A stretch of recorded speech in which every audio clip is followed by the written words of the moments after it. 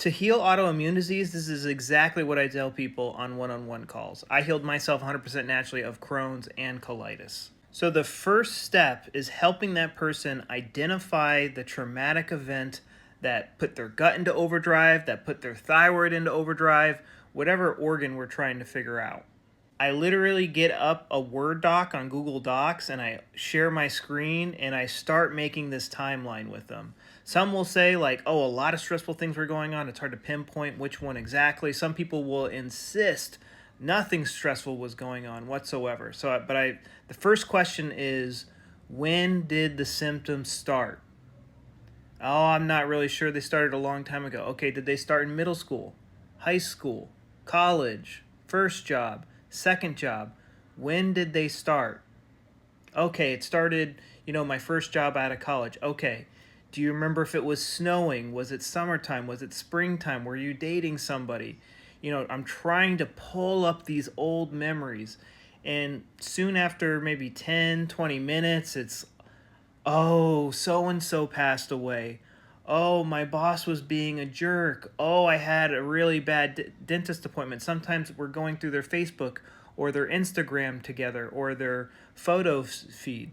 There are, everything is documented nowadays. So it makes it really easy to figure out what was going on in somebody's life when their symptoms started. So that's the first thing. And we're not looking for, some people will just be like, oh, I was stressed out with this girlfriend. What was the shocking moment? That's good you were stressed out with your girlfriend. We identified that. But what was the shocking moment? Was it when she threw a plate at your head?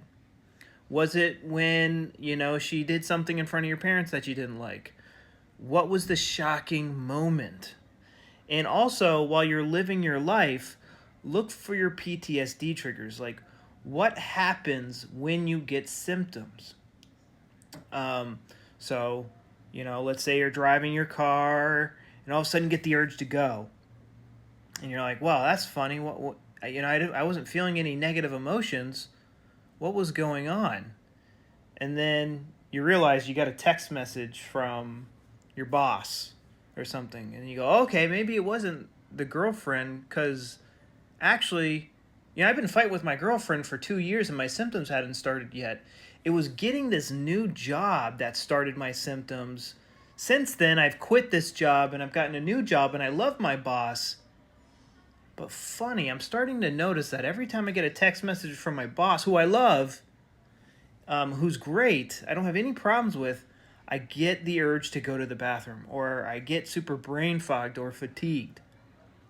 It's because it's a subconscious PTSD trigger of the one time your old crappy boss texted you, you're fired, or something like that. It's stupid, I agree, but that's how it is. I have a webinar that explains it in much more detail. I take people through the full process in my 13-day protocol. I explain to you how a traumatized brain works. It loves to forget information. It's stored in your subconscious. There's a lot of tricky things that used to make me really frustrated when working with people, just because I just didn't understand the tricky things a traumatized mind does. So, those are pretty much the basic steps, but you really have to sit down, get out a Word doc, or I suggest get out a Word doc, because a piece of paper is going to turn into a mess super fast, and just start writing this stuff down. Start getting these memories out, and before you know it, especially if you're investing so much time and energy, going into the farm and buying food and all this stuff, when you start investing that energy into figuring out the traumatic event and figuring out the PTSD triggers, you will eventually get it.